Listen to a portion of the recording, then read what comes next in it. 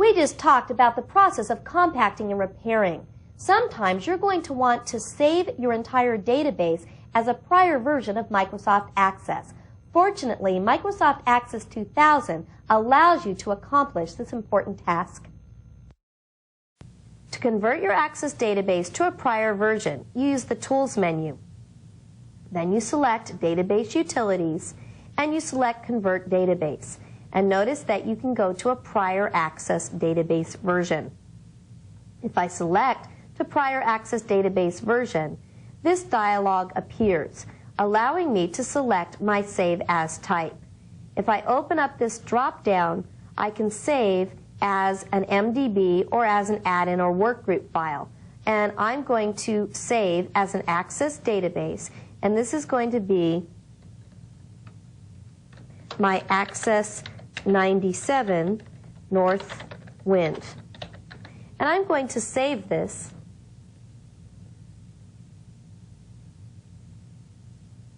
into a folder on my D drive, which is Keystone Level 1. And now I'm going to go ahead and click Save. Notice that the database is being converted. Let's take a look at the database that we just saved in the Access 97 format. If I go to Explorer and I look in the Level 1 folder, notice that we have a Northwind database. It's our Access 97 Northwind database.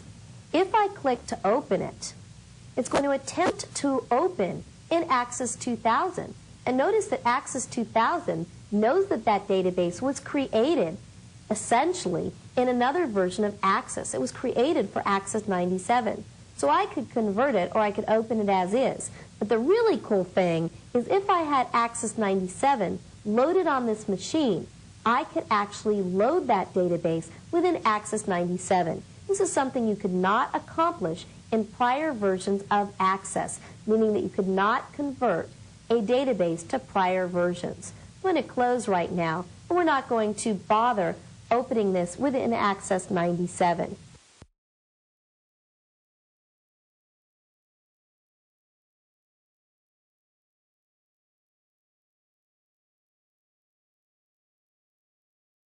Another new feature in Access 2000 is the ability to organize all of the objects in your database into groups.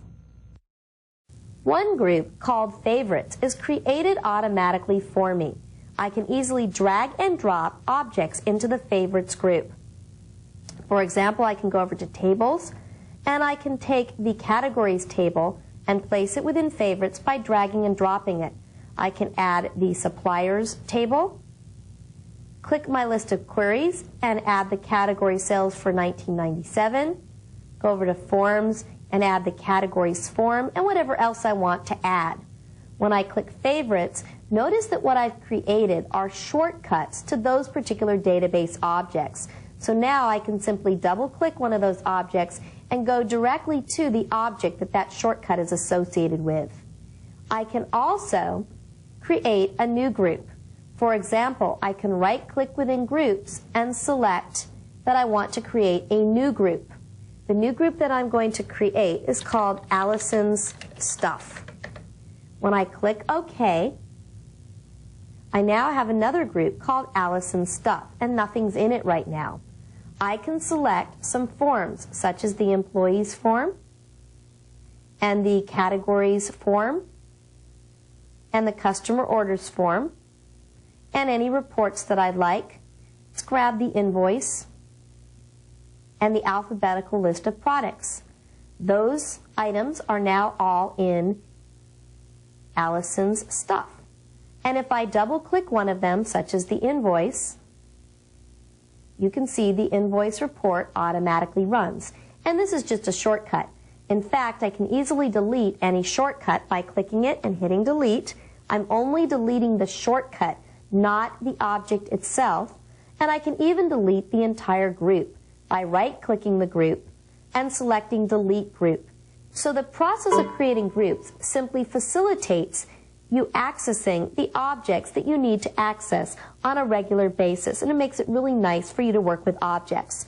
The very last thing I'm going to show you is let's click the Queries tab. In prior versions of Access, if you were to type an O, you would go to the first O, but you couldn't continue scoping down through the O's. What I'm going to do right now is I'm going to type SALES by Y, and then notice that it went to sales by year. So just as you would probably expect, because it works like many other things you use in Windows, you can begin typing, for example, order, space, subtotals, and you can go right to that object. So that's a quick and easy way to access your database objects. And of course, it not only works with queries, but with any other type of object as well.